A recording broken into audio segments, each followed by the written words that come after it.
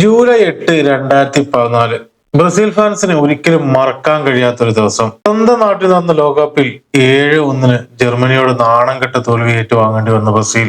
Super താരം Neymar അന്ന് കളിച്ചില്ല എന്നതൊഴിച്ചാൽ ബാക്കിയെല്ലാം ബ്രസീലിന് അനുകൂലമായിരുന്നു.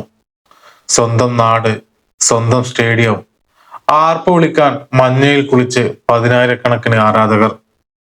എന്നാൽ ഒരു സ്കൂൾ ടീമിനോട് കളിക്കുന്ന ലാഘവത്തോടെ ജർമ്മനി ബ്രസീലിന്റെ പോസ്റ്റിൽ ഗോളുകൾ അടിച്ചുകൂട്ടി. തോമസ് മുള്ളറാണ് ഗോൾ വേട്ടയ്ക്ക് തുടക്കമിട്ടത്. ആദ്യ പകുതി അവസാനിക്കുമ്പോൾ ജർമ്മനി 5 ഗോളിന്റെ ലീഡ് നേടിയിരുന്നു. ബ്രസീൽ ആരാധകർക്ക് ഒരിക്കലും ചിന്തിക്കാൻ കഴിയാത്തൊരു കാര്യം. രണ്ടാം പകുതിയിൽ ജർമ്മനി കൂടുതൽ ഗോളിന് ശ്രമിക്കാതിരുന്നതിനാൽ സ്കോർ 7-ൽ ഒതുങ്ങി. ബ്രസീലിന് വേണ്ടി ആശ്വാസ ഗോൾ നേടിയത് ഓസ്കാർ ആയിരുന്നു.